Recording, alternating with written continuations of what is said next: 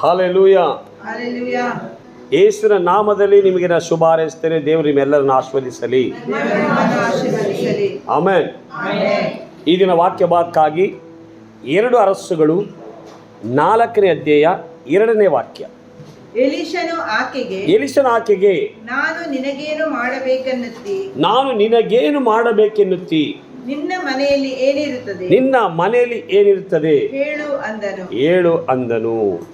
ಅದಕ್ಕೆ ಆಕೆಯು, ನಿನ್ನ ದಾಸಿಯ ಮನೆಯಲ್ಲಿ ಒಂದು ಮೊಗೆ ಎಣ್ಣೆ ಹೊರತಾಗಿ ಏನೂ ಇಲ್ಲ ಎಂದು ಉತ್ತರ ಕೊಟ್ಟಳು.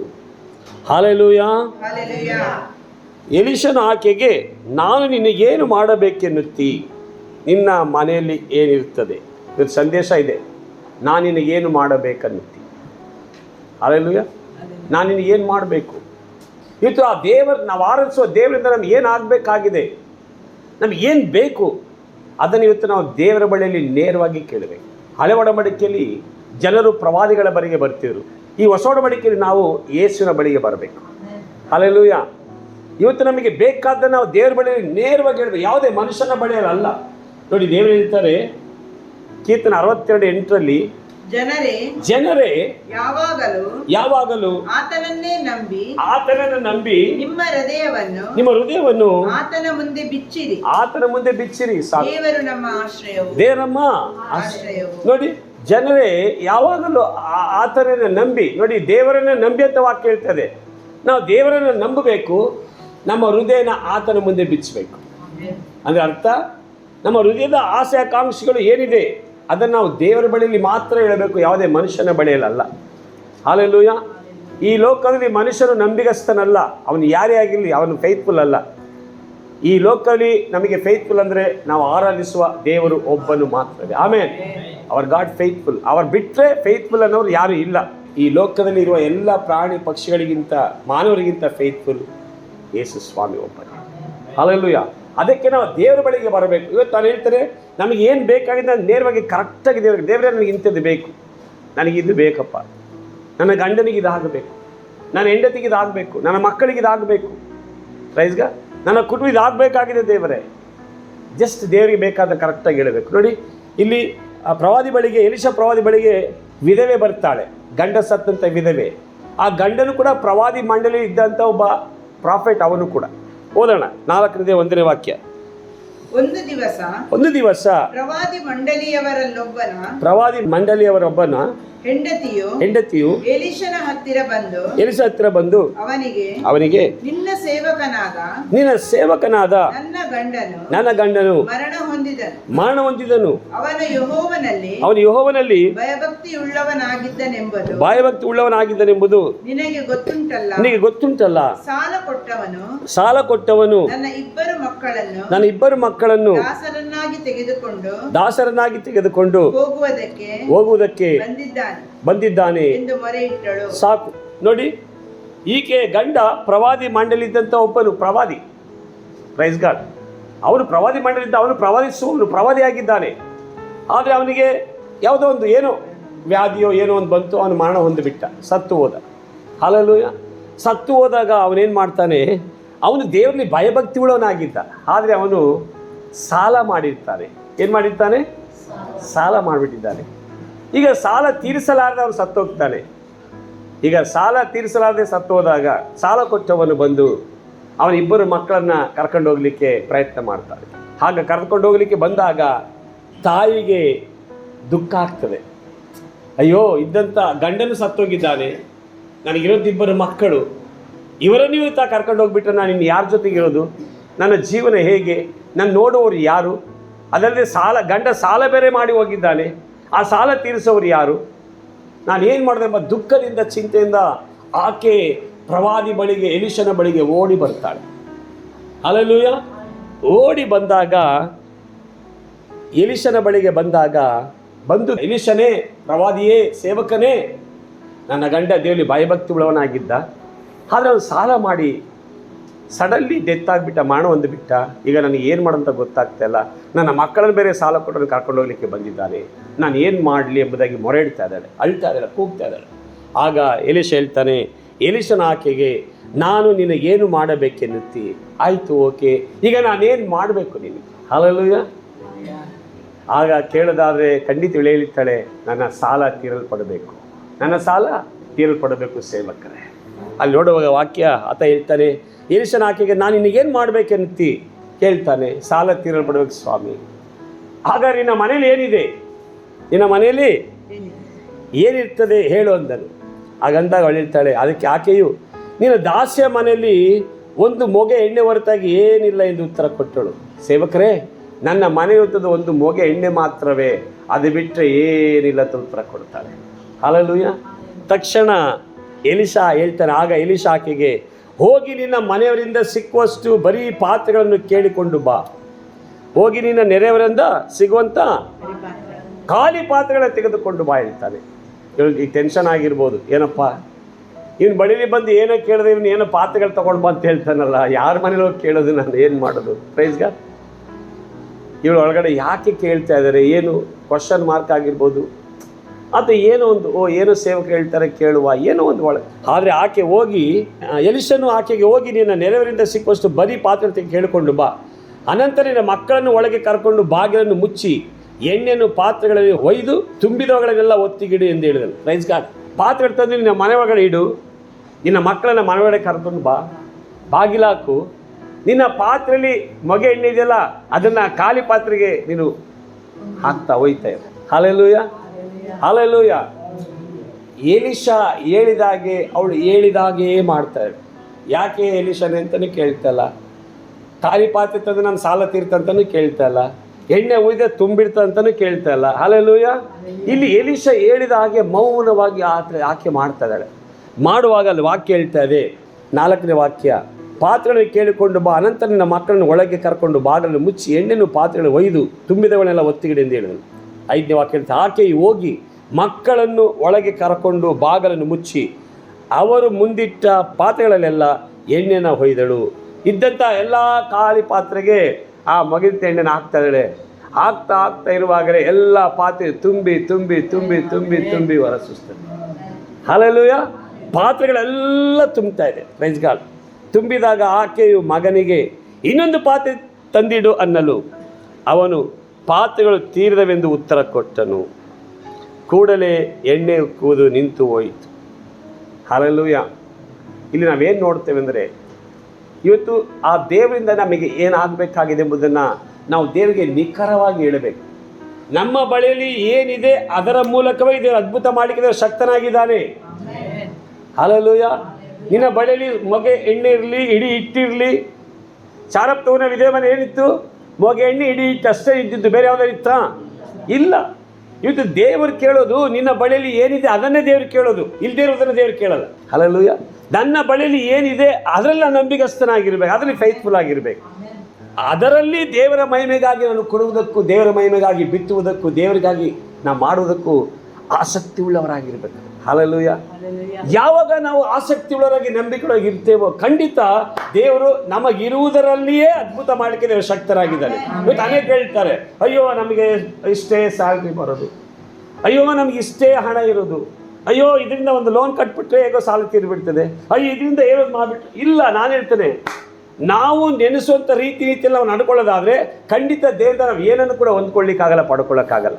ದೇವರು ಹೇಳುವ ರೀತಿಯಲ್ಲಿ ಮಾಡೋದಾದರೆ ಮಾತ್ರವೇ ಅದ್ಭುತಗಳನ್ನು ಕಾಣಲಿಕ್ಕೆ ಸಾಧ್ಯ. ನಮ್ಮ ಬಳಿಯಲ್ಲಿ ಇರುವಂಥದ್ದೇ ಅದು ಬಿತ್ತನೆಯ ಬೀಜ. ನಮ್ಮ ಬಳಿ ಇರುವಂಥದ್ದೇ ಬಿತ್ತನೆಯ ಬೀಜ. ಅದನ್ನು ಬಿತ್ತದಾದರೆ ಖಂಡಿತ ನಾವು ಕುಯ್ತೇವೆ. ಈಗ ಅದನ್ನೇ ನಾವು ತಿಂದುಬಿಟ್ರೆ ಬಿತ್ತೋದ್ರಲ್ಲಿ ಕೊಯ್ಯೋದಲ್ಲಿ ಬಿತ್ತಿಗೆ ಸಾಧ್ಯನಾ? ಈಗ ಚಾರಪ್ತವ ವಿಧವೆ ಏನು ಹೇಳ್ತಾಳೆ, ಎಲಿಯ ಮನೆಗೆ ಬಂದಾಗ ನೀರು ಕೊಡು ಹೇಳ್ತಾನೆ, ಒಂದು ಚಿಕ್ಕ ರೊಟ್ಟಿ ತಗೊಂಡು ಬಾ ಹೇಳ್ತಾನೆ. Praise God. ಅವಳು ನೀರು ಕೊಡ್ಲಿಕ್ಕೆ ಹೋದಾಗ ಚಿಕ್ಕ ರೊಟ್ಟಿ ತಗೊಂಡು ಬಾ ಹೇಳುವಾಗ ಅವಳು ಹೇಳ್ತಾಳೆ, ಅಯ್ಯೋ ಇಡೀ ಇಟ್ಟು ಮೊಗೆಲಿ ಸ್ವಲ್ಪ ಎಣ್ಣೆ, ಇದರಲ್ಲಿ ಚಿಕ್ಕ ಚಿಕ್ಕ ರೊಟ್ಟಿ ಮಾಡಿ ನಾನು ನನ್ನ ಮಗ ತಿಂದು ಸಾಯಬೇಕು ಹೊರತು ಬೇರೆ ವಿಧಿ ಇಲ್ಲ. ತಕ್ಷಣ ಏನು ಹೇಳ್ತಾನೆ, ಇಲ್ಲ ಮೊದಲು ನನಗೆ ಅದರಿಂದ ಚಿಕ್ಕದೊಂದು ಮಾಡ್ಕೊಂಡು ಬಾ, ಚಿಕ್ಕ ರೊಟ್ಟಿ ಮಾಡ್ಕೊಂಡು ಬಾ. ನೀನು ಚಿಕ್ಕ ರೊಟ್ಟಿ ಮಾಡ್ಕೊಂಡು ಬರೋದಾದರೆ ದೇವರು ಅದೊಂದು ವಾಕ್ಯನ ಓದುವ. 1 ಅರಸುಗಳು 17ನೇ ಅಧ್ಯಾಯ 13-14 ಓದಿ. 13-14. ಆಗ ಏಲಿಯನು ಆಕೆಗೆ ಹೆದರಬೇಡ, ನೀನು ಹೇಳಿದಂತೆ ಮಾಡು, ಆದರೆ ಮೊದಲು ಅದರಿಂದ ನನಗೋಸ್ಕರ ಒಂದು ಚಿಕ್ಕ ರೊಟ್ಟಿಯನ್ನು ಮಾಡಿಕೊಂಡು ಬಾ, ತರುವಾಯ ನಿನ್ನ ಮಗನಿಗೂ ಮಾಡಿಕೋ. ಇಸ್ರಾಯೇಲ್ ದೇವರಾದ ಯೆಹೋವನು ನಿನಗೆ ನಾನು ದೇಶಕ್ಕೆ ಮಳೆಯನ್ನು ಕಳುಹಿಸುವವರೆಗೆ ನಿನ್ನ ಮಡಕೆಯಲ್ಲಿ ಇರುವ ಹಿಟ್ಟು ತೀರುವುದಿಲ್ಲ, ಮೊಗೆಯಲ್ಲಿರುವ ಎಣ್ಣೆಯು ಮುಗಿದು ಹೋಗುವುದಿಲ್ಲ ಎಂದು ಹೇಳುತ್ತಾನೆ ಅಂದನು. ನೋಡಿ, ಇಸ್ರಾಯೇಲ್ ದೇವರು ದೇಶಕ್ಕೆ ಮಳೆಯನ್ನು ಕಳಿಸುವವರೆಗೆ ನಿನ್ನ ಮಡಕೆಯಲ್ಲಿ ಹಿಟ್ಟು ತೀರುವುದಿಲ್ಲ, ಮೊಗೆಯಿರುವ ಎಣ್ಣೆ ಮುಗಿದು ಹೋಗೋದಿಲ್ಲ ಹೇಳ್ತಾ ಇದ್ದಾನೆ. ಹಲ್ಲೆಲೂಯಾ. ಈಗ ಅವಳು ಆ ಇರುವಂಥದ್ದನ್ನು ಮಗ ಮತ್ತು ಆಕೆ ತಿಂದುಬಿಟ್ಟಿದ್ರೆ ಹಿಟ್ಟಿನ ಪಾತ್ರೆ ಎಣ್ಣೆ ಪಾತ್ರೆ ಉಕ್ಕಿ ಹೊರ ಸೂಸ್ತಾ ಇರಲಿಲ್ಲ. ಹೌದೇ ಇಲ್ವಾ? ಇವತ್ತು ಗೊತ್ತಿಲ್ಲ ಪರಿಶುದ್ಧಾತ್ಮ ಏನು ನಮಗೆ ಸಂಗಡ ಹೇಳ್ಕೊಡ್ತಾರೆ ಅಂದರೆ ನಮ್ಮ ಹೊತ್ತಿಗೆ ಏನು ಮಾತಾಡ್ತಾರೆ. ಇವತ್ತು ಒಬ್ಬ ದೇವರು ಹೇಳಿದಾಗೆ ಯಾರು ಮಾಡ್ತಾರೋ, ಒಬ್ಬ ದೇವರಿಂದ ಕಳಿಸಪಟ್ಟಂಥ ಅಭಿಷಕ್ತ ಸೇವಕ ಹೇಳುವಾಗ ಆಲೋಚನೆ ಕೊಡುವ ರೀತಿ ಯಾರು ಮಾಡ್ತಾರೋ ಅವರ ಜೀವಿತದಲ್ಲಿ ಹಿಟ್ಟಿನ ಪಾತ್ರೆ ಎಣ್ಣೆ ಪಾತ್ರೆಗಳು ತುಂಬಿ ಹರಿಲಿಕ್ಕೆ ಸಾಧ್ಯ. ಹಿಟ್ಟಿನ ಪಾತ್ರೆ ಎಣ್ಣೆ ಪಾತ್ರೆ ನಾನು ಹೇಳ್ತೇನೆ, ನಿಮ್ಮ ಅಕೌಂಟ್ಗಳನ್ನು ದೇವರು ಬ್ಲೆಸ್ ಮಾಡಲಿಕ್ಕೆ ಶಕ್ತನಾಗಿದ್ದಾನೆ, ನಿಮ್ಮ ವ್ಯಾನಿಟಿಗಳನ್ನ ದೇವರು ಬ್ಲೆಸ್ ಮಾಡಲಿಕ್ಕೆ ಶಕ್ತನಾಗಿದ್ದಾರೆ, ನಿಮ್ಮ ಪರ್ಸ್ಗಳನ್ನು ಸಹ ಬ್ಲೆಸ್ ಮಾಡಲಿಕ್ಕೆ ಶಕ್ತನಾಗಿದ್ದಾರೆ, ನಿಮ್ಮ ಗದ್ದೆಗಳು ಹೊಲಗಳು ಜಮೀನುಗಳನ್ನು ಬ್ಲೆಸ್ ಮಾಡಲಿಕ್ಕೆ ಶಕ್ತನಾಗಿದ್ದಾರೆ, ನೀವೇನು ಬಿಸ್ನೆಸ್ ಮಾಡ್ತೀರ ಅದನ್ನು ಬ್ಲೆಸ್ ಮಾಡಲಿಕ್ಕೆ ದೇವರು ಶಕ್ತನಾಗಿದ್ದಾನೆ. ಆದರೆ ಇವತ್ತು ನಾವು ಮಾಡಬೇಕಾದ್ದು ಒಂದೇ, ದೇವರು ಏನು ಹೇಳ್ತಾ ಇದ್ದಾರೆ, ವಾಕ್ಯ ಏನು ಹೇಳ್ತಾ ಇದೆ ಅದನ್ನು ಸಂಪೂರ್ಣವಾಗಿ ನಾವು ಮಾಡಲಿಕ್ಕೆ ಮುಂದಾಗಬೇಕು. ಹಲ್ಲೆಲೂಯಾ. ಒಬ್ಬ ಬಿತ್ತನೆ ಬೀಜವನ್ನು ಅವನು ಬಿತ್ತದೆ ಅವನು ತಿಂದ್ಕೊಂಡ್ರೆ, ಬರಗಾಲ ಬಂತು ಕ್ಷಾಮ ಬಂತು ಅಂತ ತಿಂದ್ಕೊಂಡ್ರೆ ಖಂಡಿತ ಅವನು ಬಿತ್ತಕ್ಕಾಗಲ್ಲ, ಕೊಯ್ಲಿಕ್ಕಾಗಲ್ಲ. ನೋಡಿ, ಈಸಾಕನು ಬೀಜ ಬಿತ್ತಿದ್ದು ಯಾವಾಗ? ಕ್ಷಾಮಗಾಲ. ಬೀಜ ಬಿತ್ತಿದ್ದು ಯಾವಾಗ? ಆ ಬಿತ್ತನೆ ಬೀಜವನ್ನು ಅವನೇ ತಿಂದ್ಕೊಂಡಿದ್ರೆ ಆ ಕ್ಷಾಮಗಾಲದಲ್ಲಿ ಅವನು ಬಿತ್ತಿ ಕೊಯ್ಲಿಕ್ಕಾಗ್ತಿತ್ತ? ಇಲ್ಲ. ವಾಕ್ಯ ಹೇಳ್ತದೆ, ಕ್ಷಾಮಗಾಲದಲ್ಲಿ ಈಸಾಕನು ಬೀಜನ ಬಿತ್ತಿ 100 ಪಟ್ಟು ಕೊಯ್ತಾ ಇದೆ ಎಂಬುದು ವಾಕ್ಯ ಹೇಳುತ್ತೆ. ಅವನು ಕ್ಷಾಮಗಾಲದಲ್ಲಿ ಬೀಜನ ಬಿತ್ತಿದ್ದಾನೆ, ಕೊಯ್ತಾ ಇದ್ದಾನೆ. ಇವತ್ತು ನಾನು ಹೇಳ್ತೇನೆ, ಬಿತ್ತುವವರು ಕೊಯ್ತೀರಿ. ಹಲ್ಲೆಲೂಯಾ. ಯಾವುದನ್ನು ನೋಡಬಾರ್ದು, ನಿಮ್ಮ ಬಳಿಯಲ್ಲಿ ಇರುವುದರಲ್ಲಿ ಬಿತ್ತುವಾಗ ನಾವೇನು ಬಿತ್ತಬೇಕಂತಂದರೆ, ನಾನು ಇದನ್ನು ಯಾವುದಕ್ಕಾಗಿ ಬಿತ್ತಿದೆ ಎಂಬುದಾಗಿ ಅದನ್ನು ರೆಕಗ್ನೈಸ್ ಮಾಡಬೇಕು. ಅಂದರೆ ಅದನ್ನು ದೇವರಿಗೆ ತಿಳಿಸ್ಬೇಕಂತೆ, ದೇವರೇ ಇದನ್ನು ಬಿತ್ತಿರುವಂಥ ಉದ್ದೇಶ ನಾನು ಇದರಿಂದ ಆಶೀರ್ವಾದವನ್ನು ಹೊಂದಿಕೊಳ್ಬೇಕು. ಈಗ ಫಾರ್ ಎಕ್ಸಾಂಪಲ್ ಮಕ್ಕಳಿರಲ್ಲ ನಮಗೆ, ಈಗ ಅನೇಕಸ್ಥರಿಗೆ ಮಕ್ಕಳಿಲ್ಲ, ಬಂಜೆಯಾಗಿರುತ್ತಾರೆ. ಈಗ ಆ ಬಿತ್ತನೆ ಬೀಜವನ್ನು ನೀನು ದೇವರಿಗೆ ಬಿತ್ತುವಾಗ, ದೇವರೇ ಇದು ನಾನು ನಿನ್ನ ಮಹಿಮೆಗಾಗಿ ಸೇವೆಗಾಗಿ ಬಿತ್ತನೆ ಕಾರಣ ಒಂದೇ, ನನ್ನ ಬಳಿಯಲ್ಲಿ ನನ್ನ ಗರ್ಭದಲ್ಲಿ ಇಲ್ಲದಿರುವಂಥ ಮಗುವನ್ನು ಹೊಂದ್ಕೊಳ್ಳಿಕ್ಕಾಗಿ ಎಂಬುದಾಗಿ ನಾವು ಅದನ್ನು ನಿಖರವಾಗಿ ದೇವರಿಗೆ ಹೇಳಬೇಕಂತೆ. ನಿಖರವಾಗಿ ದೇವರಿಗೆ ಹೇಳುವಾಗ ದೇವರು ಅವುಗಳ ವಿಷಯದಲ್ಲಿ ಜೀವವನ್ನು ತುಂಬುತ್ತಾನೆ. ಅವುಗಳ ವಿಷಯದಲ್ಲಿ ಜೀವನ ತುಂಬುತ್ತಾನೆ. Praise God. ನಾವೇನು ಮಾಡ್ತೇವೆ, ಇವತ್ತು ಅನೇಕರು ಬಿತ್ತುತ್ತಾರೆ, ಏನು ಹೇಳು ಸುಮ್ಮನೆ ಏನು ಇಲ್ಲ. ನೀವು ಬಿತ್ತುವಾಗ ಹೇಳಬೇಕು, ದೇವರೇ ಇದನ್ನು ನಾನು ಬಿತ್ತುತ್ತಾ ಇದ್ದೇನೆ, ಇದು ಒಂದೇ ನನ್ನ ಗರ್ಭದಲ್ಲಿ ನಿನ್ನ ಬಹುಮಾನ, ಪುತ್ರ ಸಂತಾನ ಯೆಹೋವನಿಂದ ಬಂದ ಸ್ವಾಸ್ಥ್ಯ, ಗರ್ಭಫಲವು ದೇವರ ಬಹುಮಾನ, ಅದನ್ನು ಹೊಂದಿಕೊಳ್ಳುವುದಕ್ಕಾಗಿ ನಾನು ಬಿತ್ತುತ್ತಾ ಇದ್ದೇನೆ ದೇವರೇ. ಹಾಗಾದರೆ ಖಂಡಿತ ನಾನು ಬಿತ್ತುತ್ತಾ ಇದ್ದೇನೆ, ನೀನು ಕೊಯ್ಯುವಾಗೆ ಮಾಡೇ ಮಾಡ್ತೀ. ನಾನು ಬಿತ್ತುತ್ತಾ ಇದ್ದೇನೆ, ನೀ ಕೊಯ್ಯುವಾಗೆ ನನ್ನನ್ನು. ಈಗ ಅನೇಕರಿಗೆ ಫೈನಾನ್ಸಲ್ಲಿ ಬ್ರೇಕ್ ಥ್ರೂ ಇರಲ್ಲ, ಹಣದಲ್ಲಿ ಬ್ರೇಕ್ ಇರಲ್ಲ, ಸಾಲ ಇರ್ತದೆ. Praise God. ಅಂಥ ಟೈಮಲ್ಲಿ ನಾವೇನು ಮಾಡಬೇಕು, ದೇವರಿಗೆ, ದೇವರೇ ನನ್ನ ಬಳಿಯುವಂಥ ಕೊರತೆ ನೀಗಿ ಹೊರತೆ ಬರುವುದಕ್ಕಾಗಿ ನಾನು ಇದನ್ನು ಬಿತ್ತುತ್ತಾ ಇದ್ದೇನೆ, ನಿನ್ನ ಮಹಿಮೆಗಾಗಿ ಸೇವೆಗಾಗಿ. ಇದರ ಮೂಲಕ ನೀವು ದೊಡ್ಡ ಅದ್ಭುತ ಮಾಡಲೇಬೇಕು. ಇದು ದೇವರಿಗೆ ನಿಖರವಾಗಿ ಹೇಳುವಾಗ ದೇವರು ಹಾಗೆ ಮಾಡ್ತಾರೆ. ಯಾಕೆ? ನಾವು ಏನನ್ನು ಹೇಳಿ ಮಾಡ್ತೇವೋ ಅದನ್ನು ಕೇಳುವ ದೇವರು ಹಾಗೇ ಮಾಡ್ತಾರೆ. ಹಲ್ಲೆಲೂಯಾ. ಇಲ್ಲ, ಅವನು ಕೇಳ್ತಾನೆ, ನಾನು ನಿನಗೇನು ಮಾಡಬೇಕು ಕೇಳ್ತಾನೆ. ನಾನು ನಿನಗೆ ಇವತ್ತು ನಮ್ಗೆ ಏನು ಆಗಬೇಕಾಗಿದೆ, ನಮ್ಗೆ ಆಗಬೇಕಾದ್ದನ್ನು ದೇವರ ಬಳಿಯಲ್ಲಿ ನೇರವಾಗಿ, ಯಾವುದೇ ವ್ಯಕ್ತಿಯ ಬಳಿಯಲ್ಲಿ ಅಲ್ಲ, ನಾವು ದೇವರ ಬಳಿಯಲ್ಲಿ ನೇರವಾಗಿ, ದೇವರೇ ನನಗೆ ಮಕ್ಕಳಿಲ್ಲ ಅಂದರೆ ದೇವರೇ ನನಗೆ ಮಕ್ಕಳು ಬೇಕು. Praise God. ಮಕ್ಕಳನ್ನು ನೀನು ಕೊಡಬೇಕು ಕೇಳಿ. ಹಲ್ಲೆಲೂಯಾ. ಇವತ್ತು ನಿಮಗೆ ಕೆಲಸ ಇಲ್ಲವಾ ಹೇಳಿ, ದೇವರೇ ನನಗೆ ಕೆಲಸ ಇಲ್ಲ, ನನಗೆ ಕೆಲಸ ಬೇಕು. ಆರೋಗ್ಯ ಇಲ್ಲ, ಅಪ್ಪ ನನಗೆ ಆರೋಗ್ಯ ಬೇಕು. ನೀನು ಹೇಳುವುದನ್ನು ದೇವರು ಕೇಳ್ತಾರೆ. ಹಲ್ಲೆಲೂಯಾ.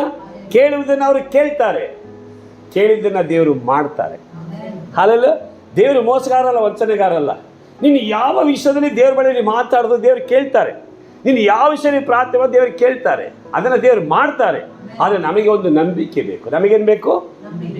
ಇವತ್ತು ನಾವು ಏನಾಗಬೇಕಂತ ದೇವ್ರ ಬಳಿ ನಾವು ಹೇಳ್ತೇವೋ, ಏನು ಬೇಕಂತ ಮಾತನಾಡ್ತೇವೋ, ದೇವ್ರು ಹಾಗೆ ಮಾಡ್ತಾನೆ. ಒಂದು ದಿನದಿಂದ ನಾನು ಹಾಕೊಳ್ಳಿಕ್ಕೆ ಪ್ಯಾಂಟ್ ಇರಲಿಲ್ಲ. ನಾನು ಹೇಳಿದೆ, ದೇವರೇ ನನಗೆ ಒಳ್ಳೆ ಪ್ಯಾಂಟ್ ಬಟ್ಟೆಗಳು ಕೊಡಬೇಕು. ಪ್ಯಾಂಟ್ ಯಾವ ಪ್ಯಾಂಟ್ ಕೊಡ್ಬೇಕು ಹೇಳ್ತಿದ್ದೆ. ನಾನು ಕೇಳ್ತಿದ್ದೆ, ರೇಮಂಡ್ ಬ್ರ್ಯಾಂಡೇ ಆಗಬೇಕು. ಪ್ರಾರ್ಥಿಸಿ ಬರುವಾಗ ಈಗ ನನ್ನ ಬಳಿಲಿ ಎವ್ರಿ ಪ್ಯಾಂಟ್ ರೇಮಂಡ್ ಪ್ಯಾಂಟ್ ಇದೆ. ನೋಡಿ, ಗಿಫ್ಟಾಗಿ ಕೊಡುವವರು ಕೂಡ ನಿಮಗೆ ಕೊಡೋದು ರೇಮಂಡೇ ಕೊಡ್ತಾರೆ. ಯಾಕೆ ಗೊತ್ತುಂಟಾ? Already your brand Raymond. ಭಕ್ತರೇ ಹೇಳಿ, ನಿನ್ನ ಬ್ರ್ಯಾಂಡ್ ನೀನು ಯಾವ್ದು ಇಷ್ಟಪಡ್ತೀಯ ಅದೇ ಬ್ರ್ಯಾಂಡ್. ಹಲ್ಲೆಲೂಯಾ. ಅಂದ್ರೆ ನಾನು ಹೇಳ್ತೇನೆ, ನಾನು ದೇವರ ಬಳಿಯಲ್ಲಿ ಏನು ಪ್ರಾರ್ಥಿಸ್ತಾ ಇದ್ದೆ ಅದನ್ನು ದೇವರಿಗೆ ಅದೇ ಹಾಕೊಳ್ಳಿಕ್ಕೆ ಮಾಡಿದ್ದಾರೆ. ಮಾತ್ರವಲ್ಲ, ನಾನು ಶರ್ಟ್ಗಾಗಿ ಪ್ರಾರ್ಥನೆ ಮಾಡಿ ದೇವರ ನನ್ನ ಬಳಿಲಿ ಬಟ್ಟೆಗಳಿಲ್ಲ ಸ್ವಾಮಿ, ಶರ್ಟ್ ಎಲ್ಲ ಕೊಡ್ಬೇಕಂತ ಹೇಳುವಾಗ ದೇವರು ನನ್ನ ಡ್ರೀಮಲ್ಲಿ 8-10 ಶರ್ಟ್ ಜೋಡಿಸಿರುವಂಥದ್ದು. ಕೇಳ್ಕೊಳ್ಳಿ, ನಿಮ್ಗೆ ಹೇಳ್ತೀನಿ, ಟೆಸ್ಟಮನಿ, ಇದೆಲ್ಲ ಟೆಸ್ಟಮನಿ. ನೋಡಿ, 10 ಶರ್ಟ್ಗಳು ಈ ಥರ ಜೋಡಿಸಿ ಬಟ್ಟೆ ಅಂಗಡಿಯಲ್ಲಿ ಇರ್ತಾರಲ್ಲ, ಶಾಪ್ಗಳಲ್ಲಿ, ಆ ಥರ ಫುಲ್ ಜೋಡಿಸಿರೋದು. ಅದನ್ನು ಹೋಗಿ ನಾನು ತೊಗೊಂಡು ಬರೋದು. ಆಯ್ತಾ, ನಾನು ತಿಳ್ಕೊಂಡೆ ಇದು ಆತ್ಮಿಕ ಮಂಡದ ಅರ್ಥ ಏನು ಇರಬೇಕಂತ ತಿಳ್ಕೊಳ್ತಾ ಇದ್ದೆ. ಅಲ್ಲೆಲ್ಲ ಆವಾಗ ಏನು ಗೊತ್ತಾಗ್ತಿರಲಿಲ್ಲ, ಸೋತ್ರ. ಆದರೆ ಇವಾಗ ನೋಡಿದ್ರೆ ಒಂದು ಸಾರಿ ಹೋದರೆ 8-10 ಶರ್ಟ್ ಮಸ್ಟ್ ಅಂಡ್ ಶುಡ್ ಇರುತ್ತೆ. ಆ ಶರ್ಟನ್ನು ಇವಾಗ ನೋಡೋ ಗೊತ್ತಾಗುತ್ತೆ, ಆವತ್ತು ದೇವರು ತೋರಿಸಿದ್ದು ಇವತ್ತು ನೆರವೇರಿಸ್ತಾ ಇದ್ದಾರೆ.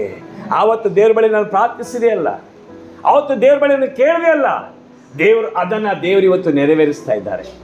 ಹಲ್ಲೆಲೂಯಾ. ಮಾತ್ರ ನಾನು ದೇವ್ರ ಬಳಿ ಹೇಳಿದೆ, ದೇವರೇ ಒಂದು ದಿನ ತಿನ್ನಲಿಕ್ಕೆ ಊಟ ಇಲ್ಲ, ಆಹಾರ ಇಲ್ಲ. ನಾ ದೇವ್ರು ಕೇಳಿದೆ, ದೇವರಿಗೆ ನನಗೆ ಊಟ ಕೊಟ್ಟೆ, ಮೃಷ್ಟಾನ್ನ ಭೋಜನ ಕೊಡಬೇಕು ದೇವ್ರಿಗೆ ಹೇಳಿದೆ. ನಾನು ಸಮೃದ್ಧಿಯಾಗಿ ಊಟ ಕೊಡಬೇಕು ದೇವರೇ. Praise God. ದೇವ್ರ ಬಳಿ ಪ್ರಾರ್ಥಿಸಿದ್ದು ನಾನು. Praise God. ಸಮೃದ್ಧಿ ಇರ್ತದೆ. ನೀವು ಎಲ್ಲಿ ಹೋಗಿ ಟೇಬಲ್ ಮೇಲೆ ಸಮೃದ್ಧಿ ಇರ್ತದೆ, ಯಾರ ಮನೆಗೆ ಹೋಗಿ ಸಮೃದ್ಧಿ ಇರ್ತದೆ, ಯಾರೇ ಊಟಕ್ಕಾದ್ರೂ ಸಮೃದ್ಧಿ ಇರ್ತದೆ. ಯಾವುದನ್ನೇ ತಿನ್ನೋದು, ಯಾವುದನ್ನೇ ಬಿಡೋದು, ನಾವು ಏನನ್ನ ದೇವ್ರ ಬಳಿಲಿ ಕೇಳ್ತೇವೋ ದೇವರು ಅದನ್ನು ಮಾಡೇ ಮಾಡ್ತಾನೆ. ಇವತ್ತು ನಾನು ಹೇಳ್ತೇನೆ ನಿಮಗೆ, ದೇವ್ರಿಗೆ ಹೇಳ್ಬೇಕು, ದೇವರೇ ನಾನು ಒಂದು ಒಳ್ಳೆ ಮನೆಯಲ್ಲಿ ವಾಸ ಮಾಡಬೇಕು. ಬಾಡಿಗೆ ಜಾಸ್ತಿ ಆದರೆ, ಲೀಸ್ಗೆ ಹಣ ಜಾಸ್ತಿ ಕೇಳಿದ್ರೆ, ಅಡ್ವಾನ್ಸ್ ಜಾಸ್ತಿ ಕೇಳಿದ್ರೆ, ಅದು ನೀನಾಗಿ ತಲೆ ಕೆಡಿಸ್ಕೊಳ್ತೀಯ. ಇವತ್ತು ನಾನೇನು ಹೇಳ್ತೇನೆ ಅಂದರೆ, ನಿನ್ನ ಆಸೆ ಏನಿದೆ ಅದನ್ನ ದೇವ್ರ ಬಳಿಲಿ ನೇರವಾಗಿ ಹೇಳು. ನಿನಗೆ ಏನು ಬೇಕಾದರೆ ದೇವ್ರ ಬಳಿಲಿ ನೇರವಾಗಿ ಹೇಳು. ಆಕೆ ಬೇಕಾದನ್ನು ನೇರವಾಗಿ ಹೇಳ್ತಾ ಇದ್ದಾಳೆ. ಇವತ್ತು ಪರಿಶುದ್ಧಾತ್ಮ ಈ ಬೆಳಗಿನ ಜಾವ ನಮ್ಮ ಸಂಗಡ ಮಾತನಾಡ್ತಾರೆ. ನಿನಗೊಂದು ಒಳ್ಳೆ ಮನೆ ಬೇಕಾಗಿದೆಯಾ? ದೇವರೇ ಒಂದು ಒಳ್ಳೆ ಮನೆ ಬೇಕು. ಅದು ಕಟ್ಟಲಿಕ್ಕೆ ಇಷ್ಟು ಲಕ್ಷ ಆಗುತ್ತೆ, ನೀನಾಗಿ ತಲೆ ಕೆಡಿಸ್ಕೊಳ್ತೀಯ? ನಿನ್ನ ಕೈಲಿ ಆಗ್ತದ? ಕಟ್ಸಕ್ಕೆ ನಿನ್ನ ಕೈಲಿ ಆಗ್ತದ? ನಿನ್ನ ಮನೆ ಕೇಳಷ್ಟೇನೆ. ದೇವರ ಸಮಯ ಬರುವಾಗ ದೇವರ ಅದ್ಭುತ ರೀತಿ ನಿನಗೆ ಮನೆ ಕಟ್ಟಿಕೊಳ್ಳಿಕ್ಕೆ ಶಕ್ತನಾಗಿದ್ದಾನೆ. ಆ ಶಕ್ತಿ ದೇವರು ಕೊಡ್ತಾರೆ. ಆ ಶಕ್ತಿ ಯಾರು ಕೊಡ್ತಾರೆ? ದೇವರು ಕೊಡ್ತಾರೆ ರೀ. Praise God. ಈಗ ನಾವು ತಗೊಳ್ಳುವಂಥ ಬ್ರ್ಯಾಂಡ್ ಬಟ್ಟೆಗಳನ್ನ ತಗೊಂಡು ನಮಗೆ ಶಕ್ತಿ ಇದೆ ಇಲ್ಲ, ಆ ಶಕ್ತಿಯನ್ನು ದೇವರು ಕೊಡ್ತಾರೆ. ಒಂದು ನಿನ್ನ ಆಸೆ ಏನು? ಓದಿ ಕೀರ್ತನೆ 20:4 ವಾಕ್ಯ, ಸಾಮ್ಸ್ 24:24. ಆತನು ನಿನ್ನ ಇಷ್ಟಾರ್ಥವನ್ನು ನೆರವೇರಿಸಲಿ. ಆತನಿನ ಇಷ್ಟಾರ್ಥವನ್ನು ನೆರವೇರಿಸಲಿ. ನಿನ್ನ ಎಲ್ಲಾ ಸಂಕಲ್ಪಗಳನ್ನು ಸಫಲ ಮಾಡಲಿ. ಹಲ್ಲೆಲೂಯಾ. ಆತನಿನೆಲ್ಲ ಇಷ್ಟಾರ್ಥಗಳನ್ನು ಆತ ನೆರವೇರಿಸುವ ದೇವರು. ಮಕ್ಕಳ ಹೃದಯದ ಇಷ್ಟಾರ್ಥಗಳನ್ನು ನೆರವೇರಿಸ್ತಾರೆ. ನಿಮಗೆ ಒಂದು ನಂಬಿಕೆ ಬರಬೇಕು. ಹೇಗೆ ಅಂದರೆ, ವಾಕ್ಯದಲ್ಲಿ ಅದಕ್ಕೆ ಉತ್ತರ ಇದೆ. ಕೀರ್ತನೆ 145:15. ಯೆಹೋವನೇ ಎಲ್ಲಾ ಜೀವಿಗಳ ಕಣ್ಣುಗಳು ನಿನ್ನನ್ನೇ ನೋಡುತ್ತವೆ. ನೀನು ಅವುಗಳಿಗೆ ಹೊತ್ತು ಹೊತ್ತಿಗೆ ಆಹಾರ ಕೊಡುತ್ತಿ. ನೋಡಿ, ಹೊತ್ತಿಗೆ ಆಹಾರ ಕೊಡುತ್ತಿ.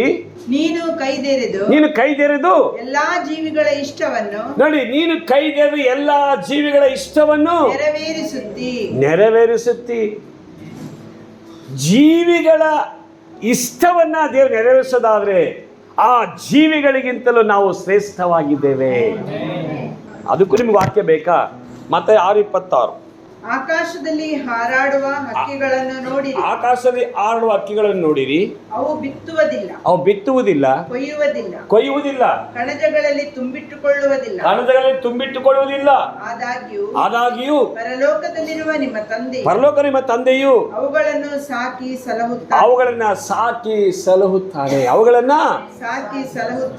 ಸಲಹುತ್ತಾನೆ. ಅವುಗಳಿಗಿಂತ ನೀವು ಅಂದ್ರೆ ನಾವು ಹೆಚ್ಚಿನವರಲ್ಲವೋ? ಆಮೇಲೆ ಹೇಳ್ರಿ ಹಲ್ಲೆಲೂಯಾ. ಆತನನ್ನೇ ದೃಷ್ಟಿಸುವ ಪ್ರಾಣಿ ಪಕ್ಷಿಗಳಿಗೆ ಹೊತ್ತೊತ್ತಿಗೆ ಬೇಕಾದ ಆಹಾರವನ್ನು ಕೊಟ್ಟು ಆ ಜೀವಿಗಳ ಇಷ್ಟವನ್ನು ನೆರವೇರಿಸ್ತಾರೆ ಅಂತ ಹೇಳೋದಾದರೆ, ಆ ಪ್ರಾಣಿ ಪಕ್ಷಿಗಳಿಂದ ಶ್ರೇಷ್ಠವಾಗಿ ದೇವರು ನಮ್ಮನ್ನು ಉಂಟು ಮಾಡದೆ ನಿರ್ಮಿಸಿದ್ದಾರೆ.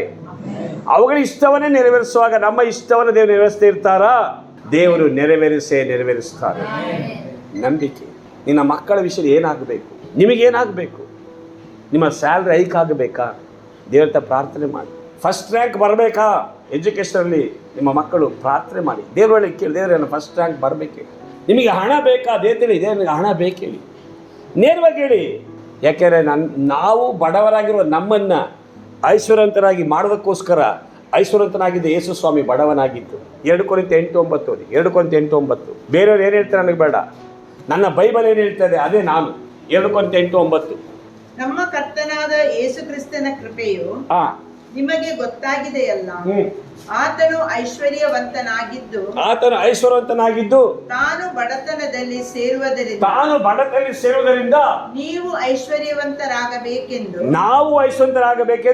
ನಿಮಗೋಸ್ಕರ ಬಡವನಾದ. ಹೌದಾ ಇಲ್ವಾ? ಹಾಗಾದ್ರೆ ನಮ್ಮನ್ನ ಐಶ್ವರ್ಯವಂತನಾಗಿ ಮಾಡೋದಕ್ಕೋಸ್ಕರ ತಾನೇ ಐಶ್ವರ್ಯವಂತನಾಗಿದೆ ಯೇಸು ಬಡವನಾಗಿದ್ದು. ಹಾಗಾದ್ರೆ ನಾವು ಹೇಗಿರ್ಬೇಕು? ಖಂಡಿತ ನಾವು ಎಲ್ಲದರ ಅನುಕೂಲವಾಗಿರಬೇಕು. Praise God. ದೇವರ ವಾಕ್ಯ ಹೇಳ್ತದೆ ರೋಮ 8:28. ಇದಲ್ಲದೆ ದೇವರ ಸಂಕಲ್ಪದ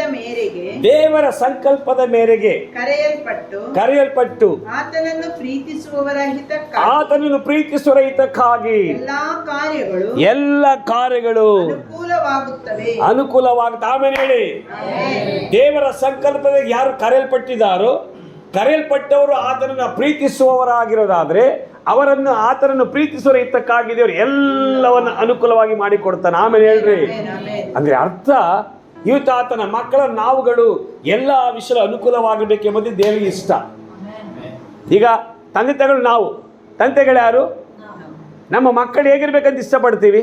ಅಭಿವೃದ್ಧಿಯಾಗಿರ್ಬೇಕು, ಸಮೃದ್ಧಿಯಾಗಿರ್ಬೇಕು. ಅವರ ಆತ್ಮಿಕದ್ರೆ ಒಳ್ಳೆ ಪ್ರಾರ್ಥಿಸಬೇಕು, ಒಳ್ಳೆ ಅವ್ರು ಬೆಳಿಬೇಕು ಆತ್ಮಿಕವಾಗಿ, ಲೌಕಿಕವಾಗಿ ಕೂಡ ಅವ್ರ ಆಶೀರ್ವಾದ ಆಗಿರ್ಬೇಕಂತ ನಾವು ಬಯಸ್ತೇವೆ. ಹೌದೇ ಇಲ್ವಾ? ಈಗ ನಮ್ಮ ಮಕ್ಕಳೊಂದು ಒಳ್ಳೆ ಬಟ್ಟೆ ಹಾಕೊಂಡ್ರೆ ಏನೇನು ಖುಷಿ ಆಗಲ್ಲ, ನಮಗೆ ಸಂತೋಷ ಆಗುತ್ತೆ ಅಲ್ವಾ? ಯಾಕೆ? ನನ್ನ ಮಗ ಒಳ್ಳೆ ಬಟ್ಟೆ ಹಾಕೊಂಡಿದ್ದ, ನನ್ನ ಮಗಳು ಒಳ್ಳೆ ಚೂಡಿದಾರ ಹಾಕೊಂಡಿದ್ದಾಳೆ, ಚೆನ್ನಾಗಿ ಕಾಣ್ತಾ ಇದ್ದಾಳೆ, ನಮ್ಗೆ ಖುಷಿ ಆಗ್ತದೆ. ಅವ್ರ ಮುಂದೆ ಹೇಳ್ಕೊಳಕ್ಕಾಗಲ್ಲ ಅಂದ್ರೂ ಒಳಗಡೆ ಸಂತೋಷ ಪಡ್ತೀವಿ. ನನ್ನ ಮಗ ಚೆನ್ನಾಗಿ ಕಾಣ್ತಾ ಇದ್ದ. ಯಾಕೆ? ನನ್ನ ಮಕ್ಕಳು. ನಾವ್ಯಾರ ಮಕ್ಕಳು? ಲೌಕಿಕವಾಗಿ ನಾವು ಮಕ್ಕಳಿಗಾಗಿ ರಕ್ತವನ್ನು ಸೂಸಿಲ್ಲ, ಪ್ರಾಣವನ್ನು ಕೊಡಲಿಲ್ಲ, ಆದರೆ ಅಷ್ಟು ಪ್ರೀತಿ ಮಕ್ಕಳ ಮೇಲೆ. ಆದರೆ ನಮಗಾಗಿ ಯೇಸು ರಕ್ತವನ್ನು ಸೂಸಿ ಪ್ರಾಣ ಕೊಟ್ಟಿದ್ದಾರೆ. ಹಾಗಾದರೆ ಆತನು ತಂದೆಯಾದ ದೇವರು ಆತನ ಮಕ್ಕಳು ನಮ್ಮ ಮೇಲೆ ಆತನಿಗೆ ಎಷ್ಟು ಪ್ರೀತಿ ಇರುತ್ತದೆ. ಆಗ ಆತನು ನಮ್ಮನ್ನು ಬಯಸ್ತಾನೆ, ನನ್ನ ಮಕ್ಕಳು ಸಂತೋಷವಾಗಿರಬೇಕು, ನನ್ನ ಮಕ್ಕಳು ಬಿಡುಗಡೆಯಾಗಿರಬೇಕು, ನನ್ನ ಮಕ್ಕಳು ಆಶ್ವಾದವಾಗಿರಬೇಕು, ನನ್ನ ಮಕ್ಕಳು ಏನು ಕೊರತೆ ಇಲ್ಲದವರಾಗಿರ್ಬೇಕು. ದೇವರು ಬಯಸೋದು ನಮಗೆ ನಾವು ಹೊರತೆಯಾಗಿರ್ಬೇಕಂತೇಳಿ ನೋಡಿ. ಫಿಲಿಪ 4:19 ಕೂಡ ದೇವರು ಹೇಳ್ತಾ ಇದ್ದಾರೆ ವಾಕ್ಯವನ್ನ. ಫಿಲಿಪ 4:19. ನನ್ನ ದೇವರು ಕ್ರಿಸ್ತ ಯೇಸುವಿನ ಮೂಲಕ ತನ್ನ ಪ್ರಭಾವದ ಐಶ್ವರ್ಯಕ್ಕೆ ತಕ್ಕ ಹಾಗೆ ನಿಮ್ಮ ಪ್ರತಿಯೊಂದು ಕೊರತೆಯನ್ನು ಆಮೇಲೆ ಹೇಳ್ರಿ. ವಾಕ್ಯ ಆಧಾರ ಇದೆಯಾ? ಆದ್ರೆ ಇದ್ಮೇಲೆ ಮುಗಿದ ಅಂತ ನಂಬಬೇಕು. ನಾವು ಅದನ್ನ ನಂಬಬೇಕು. ಅದನ್ನ ನಾವೇನ್ ಮಾಡಬೇಕು? ರಿಸೀವ್ ಮಾಡಬೇಕು. ವಾಕ್ಯ ಯಾವುದನ್ನೆಲ್ಲ ಆಧಾರ ಕೊಡುತ್ತೋ ಅದನ್ನು ನಂಬಬೇಕು, ಅದನ್ನು ನಾವು ಸ್ವಂತ ಮಾಡಿಕೊಳ್ಬೇಕು. ಇವತ್ತು ನನ್ನ ಯೇಸು ರಾಜನಾಗಿದ್ದಾನೆ. ಆತನ ಮಕ್ಕಳು ನಾವುಗಳು ಕೂಡ ಆತನಾಗಿರ್ಬೇಕಂತ ಬಯಸ್ತಾನೆ. ಹಲ್ಲೆಲೂಯ. ನಮ್ಮ ಮಕ್ಕಳು ಕೂಡ ಆಗಿರ್ಬೇಕಂತ ನಾವು ಕೂಡ ಬಯಸಬೇಕು. ಈ ಲೋಕ ನಾವು ಸಮೃದ್ಧಿ ಉಳ್ಳವರಾಗಿರಬೇಕು. ಹಲ್ಲೆಲೂಯ. ಆತ್ಮಿಕವಾಗಿ, ಭೌತಿಕ, 3 ರೀತಿಯಲ್ಲಿ ನಾವು ಸಮೃದ್ಧಿ ಉಳ್ಳವರಾಗಿರ್ಬೇಕು. ಭೌತಿಕ ಶಾರೀರಿಕವಾದ ಸಮೃದ್ಧಿ ಯಾವಾಗ ಬರುತ್ತಂದ್ರೆ ನಾವು ಆತ್ಮಿಕ ಮಂಡಲದಲ್ಲಿ ಸಮೃದ್ಧಿ ಆದಾಗ. ಆತ್ಮಿಕ ಮಂಡಲದಲ್ಲಿ ಸಮೃದ್ಧಿ. 3ನೇ ಯೋಹಾನ 1:2 ವಾಕ್ಯ. ಪ್ರಿಯನೇ, ನೀನು ಆತ್ಮ ವಿಷಯದಲ್ಲಿ ಅಭಿವೃದ್ಧಿ ಹೊಂದಿರುವ ಪ್ರಕಾರ ಎಲ್ಲಾ ವಿಷಯಗಳಲ್ಲಿಯೂ ಅಭಿವೃದ್ಧಿ ಹೊಂದಿ ಸುಕ್ಷೇಮವಾಗಿರಬೇಕೆಂದು ಪ್ರಾರ್ಥಿಸುತ್ತೇನೆ. ಹಲ್ಲೆಲೂಯ. ಪ್ರಿಯನಿನ ಆತ್ಮಿಕ ವಿಷಯದ ಅಭಿವೃದ್ಧಿ ಹೊಂದಿರೋ ಪ್ರಕಾರ ಎಲ್ಲ ವಿಷಯದಲ್ಲೂ ಅಭಿವೃದ್ಧಿ ಆಗಿರಬೇಕೆಂದು ಪ್ರಾರ್ಥಿಸುತ್ತೇನೆ. ಅದರ ಅರ್ಥ ದೇವರ ಮಕ್ಕಳು ಆತ್ಮಿಕ ಮಂಡಲದಲ್ಲಿ ಅಭಿವೃದ್ಧಿ ಆಗುವಾಗ ಭೌತಿಕವಾಗಿ, ಶಾರೀರಿಕವಾಗಿ ಎಲ್ಲ ವಿಷಯದಲ್ಲೂ ನೀನು ಅಭಿವೃದ್ಧಿಯನ್ನು ಹೊಂದ್ತೇವೆ. ಆಮೇಲೆ ಹೇಳ್ರಿ ಹಲ್ಲೆಲೂಯ. ಆತ್ಮಿಕ ಮಂಡಲ ಫಸ್ಟ್ ಅಭಿವೃದ್ಧಿ ಆಗಬೇಕು. ನಾವು ಆತ್ಮಿಕ ಮಂಡಲ, ನನ್ನ ಪ್ರಾರ್ಥನೆ, ನನ್ನ ಸ್ತುತಿ, ನನ್ನ ಆರಾಧನೆ, ನನ್ನ ಬೈಬಲ್ ರೀಡಿಂಗು, ನನ್ನ ಸೇವೆ, ನನ್ನ ಸುವಾರ್ತೆ ಆಕ್ಟಿವಿಟೀಸ್ ಅನ್ನು ರಿಚ್ ಆಗಬೇಕು ನಾನು. ಹಲ್ಲೆಲೂಯ. ನೀವು ಆತ್ಮಿಕ ಮಂಡಲ ಎಷ್ಟು ರಿಚ್ ಆಗ್ತೀರೋ ಭೌತಿಕವಾಗಿ, ಶಾರೀರಿಕವಾಗಿ, ಲೌಕಿಕವಾಗಿ ಅಷ್ಟು ರಿಚ್ನೆಸ್ಗೆ ನೀವು ಹೋಗ್ತೀರಿ. ಯಾರು ನಿಮ್ಮನ್ನು ಎತ್ತೋದು? ದೇವರು ಎತ್ತುತ್ತಾರೆ. ಹಲ್ಲೆಲೂಯ. ಹೇಳ್ತೇನೆ, ನೀವು ಲೌಕಿಕವಾಗಿ, ಭೌತಿಕ, ಶಾರೀರಿಕವಾಗಿ ಅಭಿವೃದ್ಧಿ ಆಗಬೇಕಾ? ಆತ್ಮಿಕ ಮಂಡಳಿ ವೃದ್ಧಿಯನ್ನು, ಅಭಿವೃದ್ಧಿಯನ್ನು ಬಯಸಿ, ಸಮೃದ್ಧಿಯನ್ನು ಬಯಸಿ. Praise God. ಯಾಕೆ ಸೇವಕರು ಅಭಿವೃದ್ಧಿಗೆ ಹೋಗ್ತಾರೆ? ಸೇವಕರುಗಳು ಯಾಕೆ ಅಭಿವೃದ್ಧಿಯಿಂದ ಅಭಿವೃದ್ಧಿಗೆ ಹೋಗ್ತಾರೆ ಅಂದರೆ, ಒಂದು, ಸೇವಕರು ಆತ್ಮಿಕ ಮಂಡಳಿ ಅಭಿವೃದ್ಧಿ ಆಗ್ತಾ ಇರ್ತಾರೆ. ಆತ್ಮಿಕ ಮಂಡಳಿ ಅಭಿವೃದ್ಧಿ ಆಗ್ತಾ ಇರ್ತಾರೆ. ಮಾತ್ರವಲ್ಲ, ಸೇವಕರು ಪ್ರತಿಯೊಬ್ಬರನ್ನ ಆಶೀರ್ವಾದ ಮಾಡ್ತಾರೆ. ಸೇವಕರು ಪ್ರತಿಯೊಬ್ಬರನ್ನ ಹೋದ ಕಡೆಯೆಲ್ಲ ಆಶೀರ್ವಾದ, ಸಿಕ್ತವ್ರಿಗೆಲ್ಲ ಆಶೀರ್ವಾದ. ಅಬ್ರಾಹ್ಮನೇ, ನಿನ್ನನ್ನು ಆಶೀರ್ವದಿಸುವವರನ್ನ ನಾನು ಆಶೀರ್ವದಿಸ್ತೇನೆ. ಯಾರು ಬೇರೆ ನೋಡಿ ಆಶೀರ್ವಾದ ಅಂತ ಹೇಳ್ತಿರೋ ಆಶೀರ್ವಾದಗಳೆಲ್ಲ ನಿಮ್ಮನ್ನ ಫಾಲೋ ಮಾಡ್ತಾರೆ. ಅದಕ್ಕೆ ನೀವು ಬೇರೆಯವ್ರನ್ನ ಆಶೀರ್ವಾದ ಮಾಡುವಾಗ ಎಲ್ಲಿಯೂ ನೀವು ಅಯ್ಯೋ ಆಶೀರ್ವಾದ ಮಾಡಬೇಕಲ್ಲ ಅಂತ ಮಾಡಬಾರ್ದು. ಮನಪೂರ್ವಕವಾಗಿ ಆಶೀರ್ವಾದ ಮಾಡಬೇಕು. ಹಲ್ಲೆಲೂಯ. ಒಂದು ವ್ಯಕ್ತಿಯನ್ನು ಸಮೃದ್ಧಿಗೆ ಆಶೀರ್ವಾದ ಮಾಡಬೇಕು. ಬೇರೆಯವ್ರನ್ನ ಆಶೀರ್ವಾದ ಮಾಡೋದು ನನ್ನ ಕರ್ತವ್ಯ. ಆ ಬೇರೆಯವ್ರನ್ನ ಮನಪೂರ್ವಕವಾಗಿ ಆಶೀರ್ವಾದ ಮಾಡುವಾಗ ಪರಲೋಕ ದೇವರು ನನ್ನ ಹೃದಯವನ್ನು ನೋಡ್ತಾರೆ. ನನ್ನ ಮಗ ಇವನು ಎಲ್ಲರನ್ನೂ ಆಶೀರ್ವಾದ ಮಾಡ್ತಾ ಇದ್ದಾನಲ್ಲ, ಹಲ್ಲೆಲೂಯ. ಆಗ ಇವನನ್ನು ಆಶೀರ್ವಾದ ಮಾಡಬೇಕು. ನೋಡಿ, ವಾಕ್ಯ ಹೇಳ್ತದೆ, ಇಬ್ರಿಯ 7:7 ಇಬ್ರು 7:7 ಆಶೀರ್ವಾದ ಹೊಂದುವವನಿಗಿಂತ ಆಶೀರ್ವದಿಸುವವನು ದೊಡ್ಡವನು. ವಿವಾದವಿಲ್ಲದ ನೋ ಆರ್ಗ್ಯುಮೆಂಟ್, ಮಾತು ವಿವಾದವಿಲ್ಲ ಅಲ್ಲಿ. ಆಶೀರ್ವಾದ ಹೊಂದುವವನಿಗಿಂತ ಆಶೀರ್ವಾದ ಮಾಡುವವನು ದೊಡ್ಡತನ. ಈ ವಾಕ್ಯದ ಪ್ರಕಟಣೆಯಲ್ಲಿ ಇರ್ತಾನವನು. ಏನು ಈ ವಾಕ್ಯದ ಪ್ರಕಟಣೆ ಏನು ಹೇಳ್ತಾ ಅದನ್ನು ಅವನು ಲೌಕಿಕವಾಗಿ ಮಾಡುವಾಗ ಇವನಿಗೆ ದೊಡ್ಡತನ ಇರ್ತದೆ. ಯಾಕೆ? ಆ ದೇವರ ಆಶೀರ್ವಾದಗಳನ್ನು ಅನುಭವಿಸಿ ಇವನು ಆತ್ಮಿಕ ಮಂಡಳಿ ಮೆಚುರಿಟಿ ಇರ್ತಾನೆ. ಒಂದು ದೊಡ್ಡತನ ಅವನ ಒಳಗಡೆ ಇರ್ತದೆ. Praise God. ಅವನಿಗೆ ಗೊತ್ತಿರ್ತದೆ ಹೇಗೆ ಆಶೀರ್ವಾದ ಹೊಂದ್ಕೊಳ್ಬೇಕಂತೇಳಿ. ಹಲ್ಲೆಲೂಯ. ಆಶೀರ್ವಾದ ಹೊಂದ್ಕೊಳ್ಳೋಂಥ ಆ ಫಾರ್ಮುಲಾ, ಸೂತ್ರ ಅವನಿಗೆ ಗೊತ್ತಿರ್ತದೆ. ಅವನು ಸೂತ್ರ ಪ್ರಕಾರ ಹೊಂದ್ಕೊಂಡು ಹೋಗ್ತಾ ಇರ್ತಾನೆ. ಇವತ್ತು ನಾವು ಆಶೀರ್ವಾದ ಉಳ್ಳವರಾಗಿರಲೇಬೇಕು, ಕೊರತೆ ಉಳ್ಳವರಲ್ಲ. ನೋಡಿ, ಆ ವಿಧವೆ ಅವನು ಗಂಡ ಮಾಡಿದ ತಪ್ಪಿಗೆ ಇವಳು ಸಿಕ್ಕಿ ಬಿದ್ದಿದ್ದಾಳೆ, ಮಕ್ಕಳು ಸಿಕ್ಕಿ ಬಿದ್ದಿದ್ದಾರೆ. ಈಗ ಕೊರತೆ ಇದೆ, ಸಾಲ ಇದೆ. ಬಟ್ ಎಲಿಷನ ಬಳಿಲಿ ಬಂದಿದ್ದಾಳೆ. ಹಲ್ಲೆಲೂಯ. ಆದರೆ ಎಲಿಷನ ಬಳಿಲಿ ಬಂದಾಗ ಅವಳ ಸಮಸ್ಯೆಗಳನ್ನೆಲ್ಲ ಸಾಲ್ವ್ ಮಾಡಿ ಕಳಿಸ್ಕೊಡ್ತಾನೆ. ಅವನು ಹೇಳ್ತಾನೆ, 2:4 6 ಮತ್ತು 7 ಓದಿ. ಪಾತ್ರೆಗಳು ತುಂಬಿದಾಗ ಆಕೆಯ ಮಗನಿಗೆ ಇನ್ನೊಂದು ಪಾತ್ರೆಯನ್ನು ತಂದಿಡು ಅನ್ನಲು ಅವನು ಪಾತ್ರೆಗಳು ತೀರಿದವೆಂದು ಉತ್ತರ ಕೊಟ್ಟನು. ಕೂಡಲೇ ಎಣ್ಣೆ ಉಕ್ಕುವುದು ನಿಂತು ಹೋಯಿತು. ಮುಂದೆ ತರುವಾಯ ಆಕೆಯು ದೇವರ ಮನುಷ್ಯನ ಹತ್ತಿರ ಬಂದು ನಡೆದದ್ದನ್ನೆಲ್ಲ ತಿಳಿಸಿದಳು. ಅವನ ಆಕೆಗೆ ಹೋಗಿ ಎಣ್ಣೆಯನ್ನು ಮಾರಿ ಸಾಲ ತೀರಿಸು. ಉಳಿದ ಹಣದಿಂದ ನೀನಿನ ಮಕ್ಕಳು ಜೀವನ ಮಾಡಿರಿ ಅಂದನು. ಅವಳು ಸೇವಕನ ಬಳಿಗೆ ಬಂದಿದ್ದು ಬರೀ ಸಾಲ ತೀರ್ಲಿಕ್ಕೆ. ಅದೀಗ ಸೇವಕನ ಬಳಿಗೆ ಬಂದಾಗ ಡಬಲ್ ಧಮಾಕ. ದೇವರ ಬಳಿಗೆ ಬರೋದಾದ್ರೆ, ಒಂದು, ನಿನ್ನ ಸಮಸ್ಯೆ ಕೂಡ ಬಗೆಯಿರುತ್ತೆ, ಮುಂದೆ ಒಳ್ಳೆ ಜೀವನ ಮಾಡೋಕ್ಕೂ ಕೂಡ ದೇವರು ಮಾರ್ಗ ತೆರೆದು ಕೊಡ್ತಾರೆ. ಎಲ್ಲಿಗೆ ಅರ್ಥ ಆಗ್ತಾ ಇದೆಯಾ? ಅರ್ಥ ಮಾಡ್ಕೋಬೇಕು. ಇವತ್ತು ದೇವರ ಬಳಿಗೆ ನೀನು ಬರೋದಾದ್ರೆ ನಿನ್ನ ಸಮಸ್ಯೆ ಮಾತ್ರ ಪರಿಹಾರ ಅಲ್ಲ, ಇನ್ನು ಮುಂದೆ ನೀನು ಸಮೃದ್ಧಿಯಾಗಿ ಜೀವಿಸುವುದಕ್ಕೆ ನನ್ನ ದೇವರು ನಿನಗೆ ಮಾರ್ಗ ತೆರೆದು ಕೊಡ್ತಾರೆ. ಹಲ್ಲೆಲೂಯ. ಅದು ಇವತ್ತು ಯಾರು ದೇವರ ಬಳಿಗೆ ಬರ್ತಾರೆ? ಬಂದವರು ಭಾಗ್ಯವಂತರು.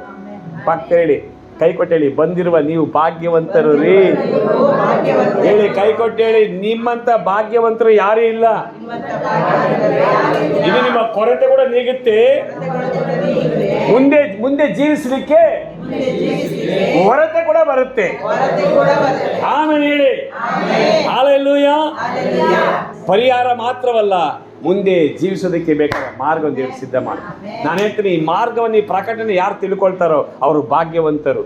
ಅವ್ರ ಸಮೃದ್ಧಿ, ಅವ್ರ ಅಭಿವೃದ್ಧಿ. ಹೇಳಿ ಹೇಳಿ, ನಿನ್ನ ಕೈ ಕೊಟ್ಟೆ, ನೀನು ಸಮೃದ್ಧಿ, ನೀನು ಅಭಿವೃದ್ಧಿ, ನಿನ್ನ ಸಂಪತ್ತು ಹೆಚ್ಚಾಗುತ್ತೆ, ನಿನ್ನ ಆರೋಗ್ಯ ಹೆಚ್ಚಾಗುತ್ತೆ, ನಿನ್ನ ಪರಿಹಾರಗಳು, ಸಮಸ್ಯೆಗಳು ಪರಿಹಾರವಾಗುತ್ತೆ, ಕೊರತೆಗಳು ನೀಗುತ್ತೆ, ನಿನ್ನ ಮಕ್ಕಳ ಭವಿಷ್ಯ ಆಶೀರ್ವಾದ, ನಿನ್ನ ಗಂಡನ ಜೀವಿತದಲ್ಲಿ ಬಿಡುಗಡೆ, ನಿನ್ನ ಹೆಂಡತಿಯ ಜೀವಿತದಲ್ಲಿ ಬಿಡುಗಡೆ, ನಿನ್ನ ಮಕ್ಕಳ ಜೀವಿತದಲ್ಲಿ ಬಿಡುಗಡೆ, ನಿನ್ನ ಕುಟುಂಬದ ಜೀವಿತದಲ್ಲಿ ಬಿಡುಗಡೆ, ನಿನ್ನ ಬಿಸ್ನೆಸ್ ಅಲ್ಲಿ ಅಭಿವೃದ್ಧಿ, ಒಂದು ಫೈನಾನ್ಷಿಯಲಿ ಬ್ರೇಕ್ ಥ್ರೂ ಯೇಸುವಿನ ನಾಮದಲ್ಲಿ, ನಿನ್ನ ಆರೋಗ್ಯದಲ್ಲಿ ಬ್ರೇಕ್ ಥ್ರೂ, ನಿನ್ನ ಸ್ಟಡೀಸ್ ಅಲ್ಲಿ ಬ್ರೇಕ್ ಥ್ರೂ, ನಿನ್ನ ಪರ್ಸಲ್ಲಿ ಬ್ರೇಕ್ ಥ್ರೂ. ಆಮೇಲೆ ಹೇಳ್ರಿ, ಪರ್ಸ್ ಅಂದ್ರೆ ಪರ್ಸ್ ಮುಟ್ಟಿ, ಪರ್ಸಲ್ಲಿ ಬ್ರೇಕ್ ಥ್ರೂ, ಸ್ವಲ್ಪ ಮೇಲೆ ಅಲರ್ಸಿತ್ತು. ನನ್ನ ಬ್ಯಾಗಲ್ಲಿ ಸಮೃದ್ಧಿ, ನನ್ನ ಬ್ಯಾಗಲ್ಲಿ ಅಭಿವೃದ್ಧಿ. ಆಮೇಲೆ ನೀನು ಏನು ಹೇಳ್ತೀಯ ಆಗಿದೆ, ಏನು ಮಾಡ್ತಾರೆ ಹೇಳಿ. ನೀನು ಎಲ್ಲ ನಿನ್ನ ಮಹಿಮೆಗಾಗಿ ಡ್ಯಾಡಿ ಹೇಳಿ. ಯೇಸು ಎಲ್ಲ ನಿನ್ನ ಮಹಿಮೆಗಾಗಿ ಅಪ್ಪ. ಈಗ ಬ್ಯಾಗಲ್ಲಿ ಫುಲ್ ಕೊಟ್ಟರೆ ನಾನು ಒಬ್ಬರೇ ಸರ್ಟ್ ಪ್ಯಾಂಟ್ ಹಾಕೊಂಡ್ಬಿಡ್ತೀನಾ, ಸೂತ್ ಹಾಕೊಂಡು ನೆಮ್ಮದಿಯಾಗಿರ್ತೀನ?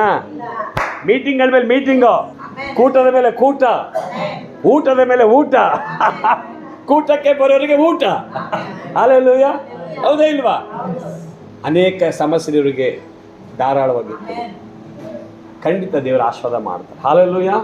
ನೋಡಿ, ಯೇಸು ಹೇಳ್ತಾರಲ್ಲಿ ಇನ್ನೊಂದು ವಾಕ್ಯ, ಲೂಕ 18:40-41 ಬನ್ನಿ. ಆಗ ಯೇಸು ನಿಂತು ಅವನನ್ನು ತನ್ನ ಬಳಿಗೆ ಕರೆತರುವುದಕ್ಕೆ, ಆ ಇಬ್ಬರು ಕೂಡ ತನ್ನ ಬಳಿಗೆ ಕರೆತರುವುದಕ್ಕೆ ಅಪ್ಪಣೆ ಕೊಟ್ಟನು. ಅವರ ಹತ್ತಿರಕ್ಕೆ ಬಂದರು. ಆತನು ಅವನನ್ನು, ನಾನು ನಿನಗೆ ಏನು ಮಾಡಬೇಕೆಂದು ಕೋರುತ್ತಿ? ನಾನು ನಿನಗೆ, ಆ ಕುಟ್ಟುಕೂಡರಿಗೆ ನಾನು ನಿನಗೆ ಏನು ಮಾಡಬೇಕೆಂದು ಕೋರುತ್ತಿ ಎಂದು ಕೇಳಲು ಅವನು, ನನಗೆ ಕಣ್ಣು ಬರುವಂತೆ ಮಾಡಬೇಕು ಸ್ವಾಮಿ ಅಂದ. ಸಾಕು, ನಿಲ್ಲಿಸಿ. ನೋಡಿ, ಹುಟ್ಟು ಕೂಡ ರಸ್ತೆ ಬಳಿ ಫುಟ್ಪಾತಲ್ಲಿ ಕುಳಿತಿದ್ದಾನೆ.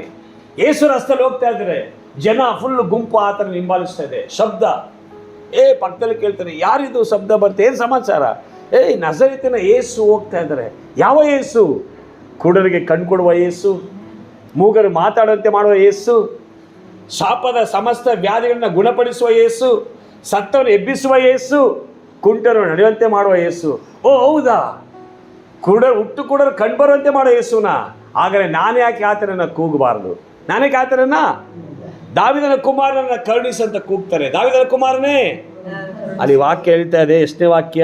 36 ಓದ್ಬಿಡಿ. ಕುರುಡನು ಗುಂಪಾಗಿ ಹೋಗುತ್ತಿದ್ದ, ಜನರ ಶಬ್ದವನ್ನು ಕೇಳಿ ಇದೇನು ಎಂದು ವಿಚಾರಿಸಿದನು. ಇದೇನು ಈ ಶಬ್ದ ಎಂಬುದು ವಿಚಾರಿಸಿದಾಗ ಅವರು ಅವನಿಗೆ, ನಜರೇತಿನ ಯೇಸು ಈ ಮಾರ್ಗವಾಗಿ ಹೋಗುತ್ತಿದ್ದಾನೆ, ಅದ್ಭುತದ ಯೇಸು ಈ ಮಾರ್ಗವಾಗಿ ಹೋಗುತ್ತಿದ್ದಾನೆ ಎಂದು ತಿಳಿಸಿದಾಗ ಅವನು, ಯೇಸುವೇ, ದಾವೀದನ ಕುಮಾರನೇ, ನನ್ನನ್ನು ಕರುಣಿಸು ಎಂದು ಕೂಗಿ ಕೇಳಿಕೊಂಡು, ದಾವೀದನ ಕುಮಾರನನ್ನು ಕರುಣಿಸು ಅಂತ ಕೂಗಿ ಕೇಳ್ತಾನೆ. Praise God. ದೇವರೇ, ನನ್ನ ಕರುಣಿಸು ದೇವರೇ. ಪಕ್ಕದಲ್ಲಿ ಇದ್ದವರು, ಸುಮ್ಮನೆ ಕುಂತ್ಕೊಳ್ಳೋ, ಏನು ಸುಮ್ಮನೆ ಕೂಗ್ತೀಯಲ್ಲ ನೀನು, ಓದಿ ಮುಂದೆ ಹೋಗ್ತಿದ್ದವರು ಸುಮ್ಮನೆ ಕುಂತ್ಕೊಳ್ಳೋ, ಯಾಕೆ ಕೂಗ್ತೀಯ ನೀನು, ತಲೆ ಕೆಟ್ಟಿದ್ಯಾ, ಏನು ಸುಮ್ಮನೆ ಕೂಗ್ತೀಯ, ದಾವೀದನ ಕುಮಾರ ಸುಮ್ಮನೆ ಕುಂತ್ಕೊಳ್ಳೋ ಎಂದು ಅವನನ್ನು ಗದರಿಸಲು ಅವನು, ದಾವೀದನ ಕುಮಾರನೇ, ಏನೇ ಗದರಿಸಿದ್ರು ಅವನು ಕೂಗೋದನ್ನ ಬಿಡ್ತಾ ಇಲ್ಲ. ಗದರಿಸೋನಿಗೆ ಎಲ್ಲ ಚೆನ್ನಾಗಿದೆ, ಕೂಗೋನಿಗೆ ಪಾಪ ಕಣ್ಣು ಕಾಣ್ತಾ ಇಲ್ಲ. Praise God. ಹಲ್ಲೆಲೂಯಾ. ಕೆಲವು ಸಭೆ ನೀವು ಯೇಸು ಸ್ವಾಮಿ ನಂಬಿ ಬಂದಾಗ ಕೆಲವರು ಗದರಿಸ್ತಾರೆ, ಕೆಲವರು ಎದುರಿಸ್ತಾರೆ, ಕೆಲವರು ವಿರೋಧಿಸ್ತಾರೆ, ಕೆಲವರು ದೂಷಿಸ್ತಾರೆ, ಕೆಲವರು ನಿಮ್ಮನ್ನು ಬೈತಾರೆ. ಏನೇ ಮಾಡಿದ್ರು ಕೂಡ ಅವರ ಗದರಿಕೆ, ವಿರೋಧ, ದ್ವೇಷ, ಕೂಗು ಅದು ತಲೆ ಕೆಡಿಸ್ಕೋಬಾರ್ದು. ನಿನಗೆ ಏನು ಬೇಕಾಗಿದೆಯೋ ಅದನ್ನು ಮನಸ್ಸಲ್ಲಿ ಇಟ್ಕೊಂಡು ಆ ದೇವರ ಬಳಿ ನೀನು ಕೂಗುವನಾಗೇ ಇರಬೇಕು. ಅವ್ರು ಹೇಳ್ತಾರೆ ಅಂತ ನೀ ಮೌನ ಆದರೆ ನಿನ್ನ ಸಮಸ್ಯೆ ಬಗೆಹರಿಯಲ್ಲ.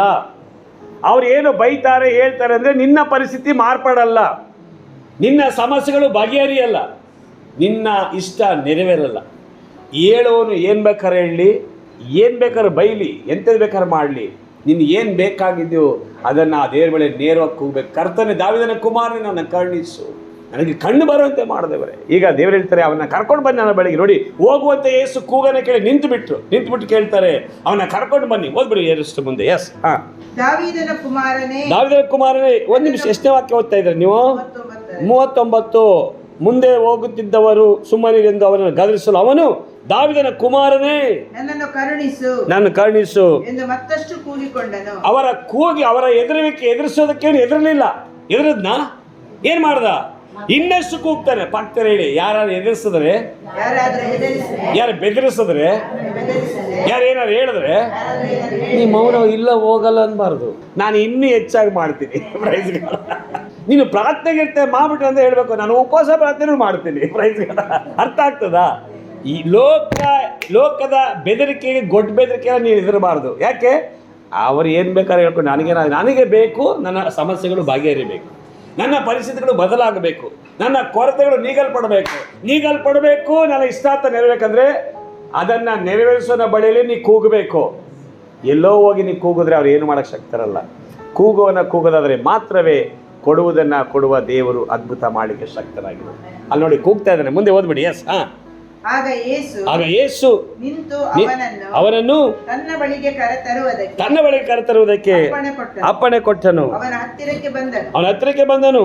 ಆತನು ಅವನನ್ನು, ನಾನು ನಿನಗೆ ಏನು ಮಾಡಬೇಕೆಂದು ಕೋರುತ್ತಿ? ನಾನು ನಿನಗೆ ಏನು ಮಾಡ್ಬೇಕಪ್ಪ ಅಂತ ನೀನು ಕೋರ್ತಿ ಎಂದು ಕೇಳಲು ಅವನು ನನಗೆ ಕಣ್ಣು ಬರುವಂತೆ ಮಾಡಬೇಕು ಸ್ವಾಮಿ ಅಂದನು.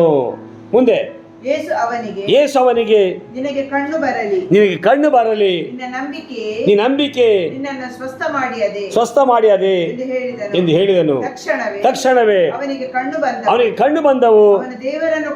ಅವನ ದೇವರನ್ನು ಕೊಂಡಾಡುತ್ತಾ ಆತನ ಹಿಂದೆ ಹೋದರು. ಜನರೆಲ್ಲರೂ ನಡೆದ ಸಂಗತಿಯನ್ನು ನೋಡಿ ದೇವರನ್ನು ಸ್ತುತಿಸಿದ. ಹಲ್ಲೆಲೂಯಾ. ಕೂಗಿದ. ಯೇಸು ನಿಂತರು, ಕರ್ಕೊಂಡು ಬಾ ಅಂದ್ರು. ಏನಪ್ಪ ಬೇಕು ಹೇಳಿದ್ರು. ನಾನು ಕಣ್ಣು ಬರುತ್ತೆ ಮಾಡು ಸ್ವಾಮಿ ಅಂತ. ತಗೋ ಹೋಗಿ, ನಿನ್ನ ನಂಬಿಕೆ ನಿನ್ನ ಈಗ ಎಲ್ಲಿದ್ದಾನೆ ಅವನು? ಆ ಗುಂಪಲ್ಲಿ ಯೇಸುವಿಂದನೇ ಹೋಗ್ತಾ ಇದ್ದಾನೆ. ಆಮೇಲೆ ಹೇಳ್ರೆ, ಇವತ್ತು ಕುಡನಿಗೆ ನೀನು ಏನು ಮಾಡ್ಬೇಕಂತ ಕೇಳಿದ್ರು. ಆ ಎಲಿಷ ಕೇಳ್ತಾನೆ ಆ ವಿಧವೆಗೆ, ನನ್ನಿಂದ ನೀನು ಏನು ಆಗ್ಬೇಕಂತ ಕೇಳು. ಹಲ್ಲೆಲೂಯಾ. ಬೇಕಾದ್ದನ್ನು ಕುಡನು ಸರಿಯಾಗಿ ಹೇಳ್ದ, ಬೇಕಾದ್ದನ್ನು ಅವಳು ಸರಿಯಾಗಿ ಹೇಳಿದ್ಳು. ಹಲ್ಲೆಲೂಯಾ. ಆದರೆ ಒಂದು ಇಲ್ಲಿ ಕೂಡ ಬರೀ ಕಣ್ಣು ಬರುವಂತೆ ಮಾಡು ಅಂತ ಹೇಳಿದ್ರು. ಪ್ರೈಸ್ಗಾರ. ಕಣ್ಣು ಬಂದ ಮೇಲೆ ಅವನಿಗೆ ಜೀವನವನ್ನೇ ದೇವರು ಧಾರಾಳವಾಗಿ ಕೊಟ್ಬಿಟ್ಟು ಲೈಫ್ ಅವಳು ಸಾಲ ತೀರ್ಬೇಕು ಹೇಳಿದ್ಲು.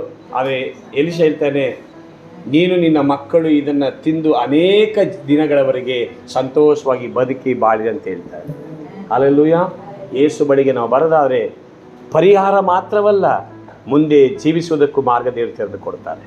ಆ ಹೊತ್ತಿಗೆ ಬೇಕಾದ ಪರಿಹಾರ ಅಲ್ಲ, ಲೈಫ್ ಲಾಂಗ್ ನಾನು ಜೀವಂತವಾಗಿರುವವರೆಗೂ ಆತ ನನಗೆ ಇಕ್ಕಟ್ಟಿಲಿ ವಿಶೇಷ ಸಹಾಯಕನಾಗಿರ್ತಾನೆ. ಆತ ನನಗೆ ಆಶ್ರಯ ದುರ್ಗವಾಗಿರ್ತಾನೆ. ಆತನನ್ನು ಕಾಯ್ತಾನೆ, ಆತನನ್ನು ಪೋಷಿಸ್ತಾನೆ, ಆತನನ್ನು ಬಲಪಡಿಸ್ತಾನೆ. ನನ್ನ ಮುಪ್ಪಿನವರೆಗೂ ಆತನೇ ಆಧಾರವಾಗಿರ್ತಾನೆ. ಇಲ್ಲಿವರೆಗೆ ಮುಪ್ಪಿನವರೆಗೂ. ಹಾಗಾದ್ರೆ ಆ ದೇವರನ್ನ ನಾವೇನು ಮಾಡಬೇಕು? ಹಿಂಬಾಲಿಸಬೇಕು. ಆ ದೇವರನ್ನ ನಾವು ನಂಬಬೇಕು. ಆ ದೇವರನ್ನ ಆರಾಧಿಸಬೇಕು. ಆತನ ಜೊತೆಯಲ್ಲಿ ನಡಿಬೇಕು. ನಾನು ನಿನಗೇನು ಮಾಡಬೇಕು ಅಂತ ಕೇಳ್ತೀನಿ.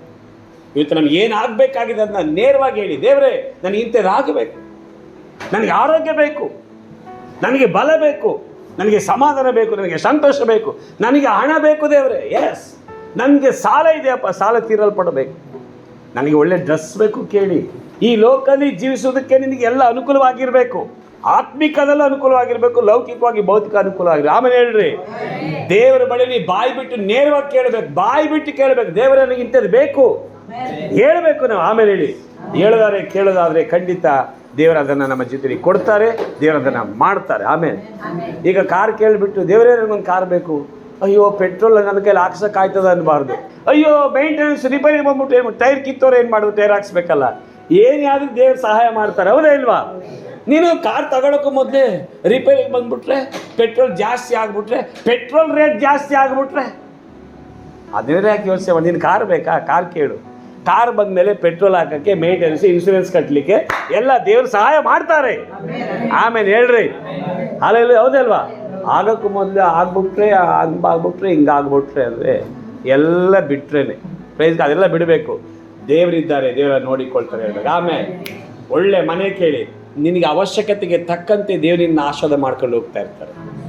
ದೇವ್ರಿಗೆಲ್ಲ ಗೊತ್ತಿರುತ್ತೆ, ಹೌದೇ ಇಲ್ವಾ? ನಾವು ಲಕ್ಸುರಿಯಾಗಿರ್ಬೇಕು. ಆಮೇಲೆ ಆತ್ಮಿಕವಾಗಿ ಲಕ್ಸುರಿಯಾಗಿರಿ, ಲೌಕಿಕ ಭೌತಿಕ ಆಶೀರ್ವಾದವಾಗಿ ಲಕ್ಸುರಿಯಾಗಿರಿ. ದೇವ್ರು ನಿಮ್ಮನ್ನು ಆಶೀರ್ವಾದ ಮಾಡಲ. ಆಮೇಲೆ ಹೇಳಿ, ಯೇಸು ನಾಮಲ್ಲಿ ನಾನು ನಿಮ್ಮನ್ನು ಆಶೀರ್ವದಿಸ್ತೇನೆ. ಈ ವಾಕ್ಯದ ಮುಖ ನಿಮ್ಗೆ ಆಶೀರ್ವಾದ ಬರಲಿ.